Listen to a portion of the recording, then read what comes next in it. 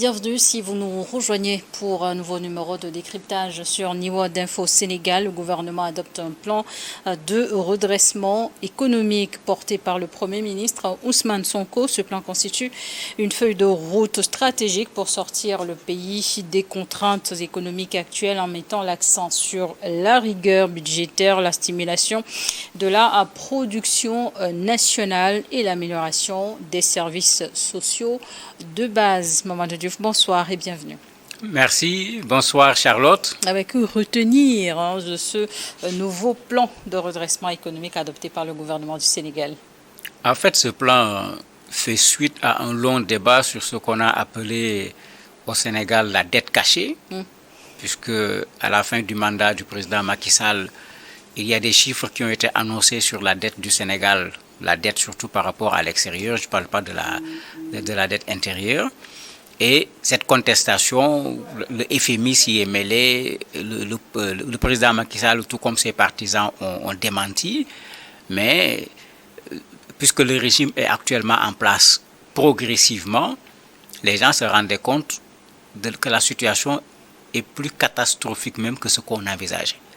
Si je prends le dernier rapport de Barclays, on considère que le Sénégal est endetté à 119%.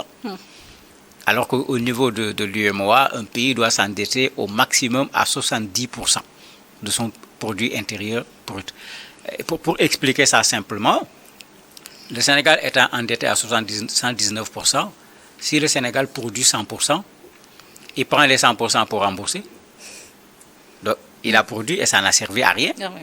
Et il va chercher encore 19% pour compléter parce qu'il n'a pas remboursé correctement la dette. Et quand un pays est dans cette situation, il faut un redressement. C'est pourquoi le plan utilise clairement le mot de redressement économique. Ce qui est nouveau ici, c'est que d'habitude, c'est le FMI qui prenait le devant. Avec les mesures que l'on connaît. Il faut bloquer le recrutement des salaires, plus d'augmentation de salaires, suppression des subventions, augmentation des factures d'électricité. Tout le monde connaît. C'est un médecin. Avant d'aller chez lui, tu connais l'ordonnance qu'il va écrire. La particularité ici, ils sont en train de vouloir le régler à l'interne sans pour autant qu'il y ait une injonction, sans pour autant qu'il y ait une conditionnalité par rapport au Fonds monétaire international. Mais s'ils le réussissent, mais ça va être une première particulièrement intéressante parce que depuis qu'ils sont arrivés, le FMI n'a pas décaissé un franc pour le Sénégal puisque même jusqu'à présent, il y a encore un autre travail qui est fait parce qu'on ne maîtrise pas encore ce qu'on appelle la dette cachée et le FMI dit qu'il faut que les choses soient claires d'abord pour que les relations puissent reprendre avec le Sénégal. Et le Premier ministre Ousmane Sonko insiste sur la rigueur budgétaire, mais quelles sont les mesures concrètes qui sont prises pour maîtriser donc les dépenses publiques? On ne pourra pas les citer toutes. Le document est disponible sur le net. Il y a 37 mesures qui sont prises. Ce qui est intéressant ici, on épargne les denrées de première nécessité, parce que quand on a posé le problème, quand le débat était public, quand on a appris qu'il y aura un plan de redressement, vous avez même des syndicats qui se sont mis en rang de bataille pour dire pas question qu'on revienne sur leurs acquis, pas de diminution de salaire, pas de prélèvement sur les salaires, pas d'augmentation des denrées. Il n'y a rien de tout cela. Mais il y a d'autres éléments qui vont être touchés. Et à l'interne, puisque l'objectif est de faire en sorte que les à peu près 6 000 milliards qui sont recherchés, les 90% qu'on puisse l'obtenir à partir de ressources à l'intérieur du pays et que les 10% soient cherchés avec les privés. Donc cela devrait pouvoir permettre de ramener le déficit budgétaire qui était annoncé plutôt à 4%, alors qu'en réalité c'était du 12%, ils veulent le ramener à 3%. Ce qui n'est pas une petite chose et ils veulent le faire d'ici 2027. Et en même temps, il faut satisfaire également les besoins des populations sénégalaises. Parce qu'elles sont exigeantes, elles réclament. Vous avez des structures qui sont en grève actuellement au niveau du pays.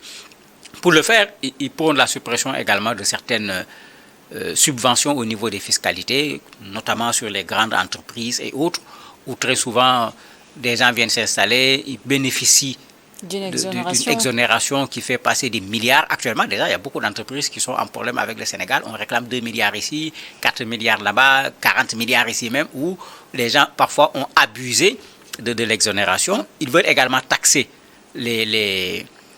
comment on les appelle encore, l'économie numérique de façon générale, parce qu'ils ont touché à plusieurs choses, les créateurs de contenu, etc., puisqu'il y a de l'argent dedans, la fusion d'un certain nombre d'institutions pour économiser sur le fonctionnement, la réduction du gouvernement, il ne l'a pas dit de façon aussi claire que je l'ai dit, mais il parle d'équipes restreintes, des ministères à regrouper, donc on s'attend certainement, éventuellement même à un remaniement ministériel. Bien entendu, la réduction du train de vie de l'État. Parce qu'il ne faudrait pas demander aux populations de se serrer la ceinture, demander à ceux qui produisent un peu pour l'économie du pays de payer encore plus, alors que l'État va rester à faire de la bamboula. Un autre élément qui est intéressant, c'est la renégociation des contrats. Ils viennent de le faire avec le projet de dessalement de l'eau de mer pour transformer en eau potable à distribuer aux populations sénégalaises. Il y a quand même des acquis là-bas en termes de diminution du coût de ce qui devait être le litre d'eau, etc. Ils le font également avec les contrats miniers, le pétrole, le gaz. Il y a également des discussions pour revenir sur ça. Maintenant, c'est là où c'est ça qu'on appelle interne. Ils essayent de pouvoir rassembler le maximum de ces à peu près 6 000 milliards dont ils ont besoin, parce que la dette pour le moment, on considère que c'est à peu près 7 000 milliards de dollars, la dette cachée du Sénégal. Et comment est-ce que le gouvernement entend encourager la production locale, par exemple? Il y a un travail qui est en train d'être fait déjà. Quand on regarde le ministre de l'Agriculture, de l'Élevage, il y a un travail qui est en train d'être fait pour pousser les jeunes à retourner vers l'agriculture, à retourner vers l'élevage. Et bon, le ministre peut être pris en exemple parce qu'avant d'entrer dans le gouvernement, il a quand même fait des choses extraordinaires en la matière, production plus transformation. Donc, c'est vraiment un exemple. Après, production, transformation, plus même modernisation. Parce que quand vous regardez, je ne veux pas faire la publicité de ce qu'il fait, mais il est en train de fabriquer sur place avec d'autres des produits qu'on avait l'habitude d'acheter de l'extérieur. Alors que une des orientations de ce gouvernement, c'est cette industrialisation. Parce que le chômage, on ne peut pas le résoudre en donnant des emplois dans la fonction publique. Il faut qu'on puisse créer des emplois, et cette création des emplois, ça va se faire dans le privé. Et pour que ça se fasse, ça va être dans la production, ça va être également dans la transformation. Si on n'appuie pas sur ces deux éléments, on ne pourra pas faire grand-chose. Et le gouvernement insiste dans leur plan pour 2050 sur cette question de l'industrialisation, sur cette question de la production sur place, et également sur le fait qu'on ne vende pas, tant que c'est possible, les matières premières de façon brute, qu'on en fasse un tant soit peu de transformation pour augmenter la valeur ajoutée et ne pas vendre le produit brut, puisqu'en ce moment, on retourne à ce que Léopold Sédar Senghor disait, un marché qui est tout le temps déséquilibré. Il appelait ça la détérioration des termes de l'échange. Et comment est-ce que ce plan se compare-t-il aux stratégies économiques précédentes du Sénégal? En quoi est-ce qu'il est différent et innovant surtout? En matière de différence et d'innovation, c'est surtout le fait que la souveraineté économique dont le Sénégal parle, à part le côté monétaire, parce que ce plan de redressement ne parle pas de la monnaie, à part le côté monétaire, vous avez un Sénégal qui se réorganise à l'interne pour résoudre ces problèmes. Alors que d'habitude, ce qu'on faisait, quand il y a des problèmes, on va aller chercher la dette. D'ailleurs, sur ça, tout le monde ne s'accorde pas. Vous avez des économistes qui ont apprécié, qui leur demandent même d'être plus ambitieux. J'avoue que j'ai été surpris quand j'ai vu Moustapha Niasse, ancien président de l'Assemblée nationale, leur dire « endettez-vous, n'ayez pas peur ». Bon, moi j'ai eu peur parce que je ne suis pas économiste. Je me dis mais il faut savoir où s'arrêter quand même dans l'endettement. Lui il dit endettez-vous, n'ayez pas peur. Avec la production du pétrole et du gaz, le Sénégal va pouvoir rembourser sa dette. Vous avez d'autres qui disent non, il faut respecter les normes qui sont là. Pas d'endettement qui dépasse 70%. Je ne peux pas juger entre des spécialistes en matière d'économie pour dire que le débat, il est là au Sénégal. Et c'est important dans tous les pays du monde que le débat ne soit pas que politique, il faut que le débat soit économique. Mais le Premier ministre en parlant, mais il est revenu sur le fait que si on a tous ces problèmes, c'est qu'une bonne partie de l'argent qui devait servir a été détournée. Le président de la République a ouvert un scandale où tout le monde s'interroge jusqu'à présent comment c'est possible. L'État loue un immeuble de 8 étages à peu près 40 millions le mois. L'État se rend compte que ça coûte cher, l'État l'achète à 14 milliards de francs CFA. Bon, quand vous ajoutez les taxes et les intermédiaires, ça fait 20 milliards de francs CFA. l'État emprunte de l'argent dans une banque pour acheter l'immeuble. Deux problèmes se posent. Premier problème, aucune des procédures normales n'a été respectée. Ça touche le patrimoine de l'État. Il y a des structures spécialisées qui doivent le faire. Ces structures n'ont pas été saisies. Le contrat qui devait être signé ne l'a pas été comme il se doit. Le pire, l'immeuble que l'État a acheté, l'État a continué pendant des années à payer le loyer de l'immeuble que l'État lui-même a acheté. Bon, quand il en a parlé, les journalistes sont allés fouiller, les informations ont commencé à sortir. Celui qui a reçu l'argent a dit clairement, lui, il est prêt à rembourser. Ça fait à peu près 3 milliards de francs CFA. Et vous avez plein de phénomènes comme ça dans nos pays parce que, comme le dit Ousmane Sonko, ces fonctionnaires qui deviennent milliardaires, bon, il faut qu'ils disent aux gens par où ils sont passés pour devenir milliardaires. On parlait tout à l'heure des taxes, c'est souvent ça. Il doit payer 1 milliard, bon, il te donne 50 millions, tu lui fais faire une facture de 200 millions. Mais qui perd? C'est le pays qui perd. Le fait que la personne gagne 50 millions n'avance en rien le pays. Ils sont en train de vouloir revenir sur l'ensemble de ces éléments. S'ils le réussissent effectivement, à l'interne, ils mobiliseront de l'argent. La question, c'est est-ce que ça sera suffisant? Parce qu'ils ont mis la barre très haute, 90%. Ce n'est pas évident à l'heure où nous parlons. On est confronté à un déficit budgétaire inquiétant, à une dette publique dépassant les 100% du PIB. Quelles sont selon vous les principales difficultés ou résistances auxquelles ce plan pourrait être confronté dans sa mise en œuvre? La première difficulté, c'est qu'ils sont venus en faisant campagne sur un certain nombre de promesses. Ce plan va plomber les promesses. Je ne parle pas de tenir, parce qu'il faut tenir un langage de vérité aux gens. Ce plan va plomber un certain nombre de promesses. Parce que quelqu'un qui est en situation de redressement économique, est-ce qu'il peut améliorer les conditions? Il ne peut pas. Généralement, pour aller plus vite au niveau du redressement économique, on serre la ceinture même des populations. Quand elles se plaignaient de la vie coûte cher, la vie va coûter encore beaucoup plus cher.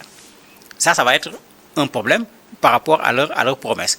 Le deuxième problème, quand vous regardez tout ce que l'on touche pratiquement, à part l'aspect bonne gouvernance au niveau du Sénégal lui-même, ou bon, quand on regarde même les chiffres en termes d'efficacité gouvernementale, pour 2025, le Sénégal est placé premier au niveau de l'UEMOA, 8e au niveau de l'Afrique. Donc il y a quelque chose qui est en train d'être fait. Mais là où on va aller prendre de l'argent, c'est chez des privés.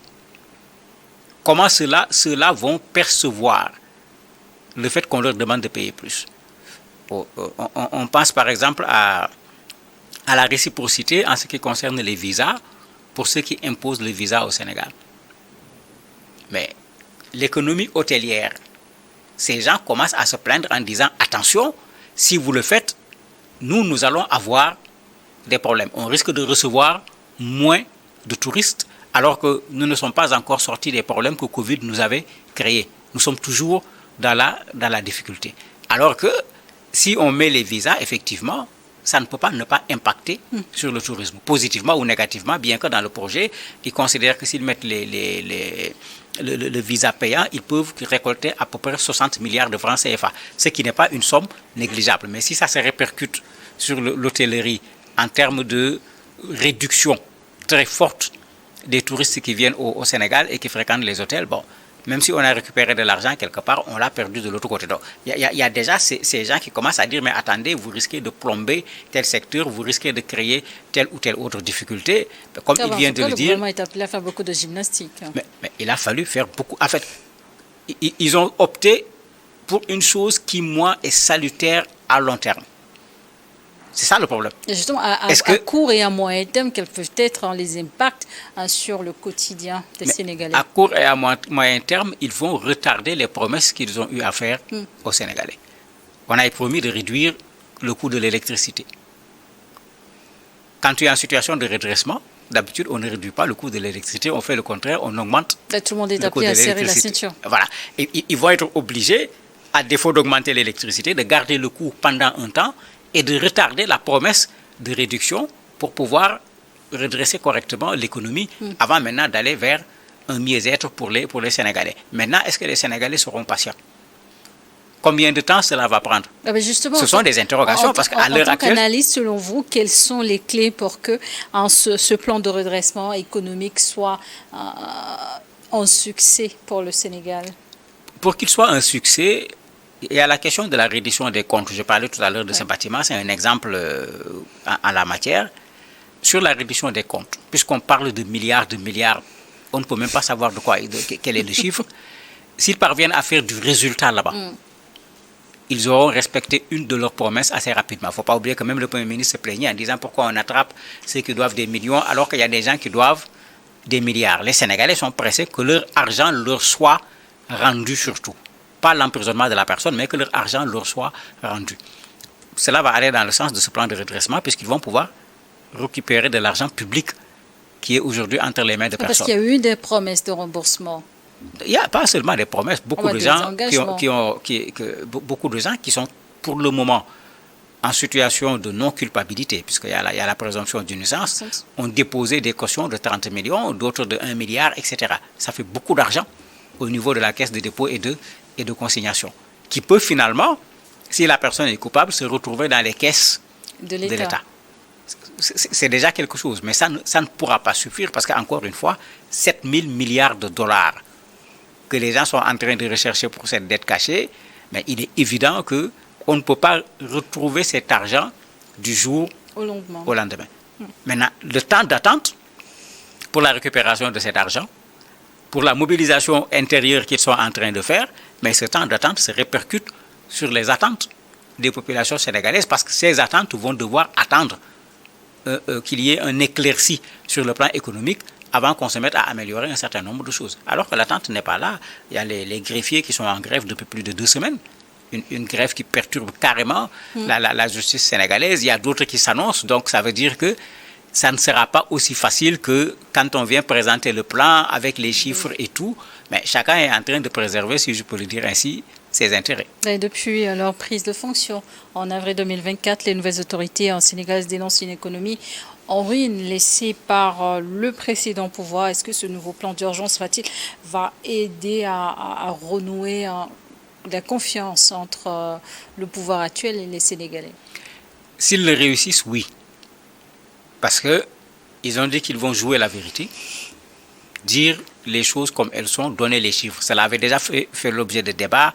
Est-ce qu'il faut dire, est-ce qu'il ne faut pas le dire? Certains ont dit non, il ne fallait pas le dire parce qu'on a vu le résultat. La note du Sénégal, la signature du Sénégal a été rabaissée. Quand on emprunte à l'extérieur, le taux d'intérêt devient plus élevé parce qu'à 119%, mais si tu veux emprunter, on considère que toi, tu es un emprunteur avec énormément de risques. Plus il y a des risques, plus bien sûr le taux d'intérêt sera élevé. C'est comme ça que le marché mondial fonctionne. S'ils réussissent maintenant à faire ce redressement à l'interne, ils échapperont à cet aspect-là. Mais, comme je l'ai dit tout à l'heure, les Sénégalais vont devoir attendre pour ce qui est des promesses qui avaient été faites. Il y en a qui ne vont pas être réalisées d'ici 2027 parce que le cap va être mis sur d'abord le redressement de l'économie. Ça, on ne peut pas préjuger de ce que les Sénégalais feront. Est-ce qu'ils attendront? Est-ce qu'ils contesteront? Parce que ça également, ça va jouer sur est-ce qu'on va continuer avec ce plan ou est-ce qu'il faut à un certain moment s'arrêter, retourner aux méthodes traditionnelles, c'est-à-dire emprunter encore de l'argent avec le Fonds monétaire international par exemple, pour pouvoir combler un certain nombre de choses. Mais en ce moment, ça pose un problème d'orientation, la souveraineté économique du Sénégal. Si on veut véritablement l'avoir, il faut qu'on finisse par se détacher de la Banque mondiale, du Fonds monétaire international, ou bien quand on est en partenariat avec eux, que ce soit le Sénégal qui décide de ses priorités, de la somme d'argent qu'il veut et de où l'argent va être mis. Alors que pour le moment, ce n'est pas du tout le cas. Quand vous prenez de l'argent du FMI, quand vous prenez de l'argent de la Banque mondiale, tout le monde le sait, même si nos États nous disent le contraire, il y a des conditionnalités qui doivent être respectées. Merci, Mamadou Diouf, d'avoir accepté notre invitation. Merci à vous également de nous avoir suivis dans le décryptage du jour.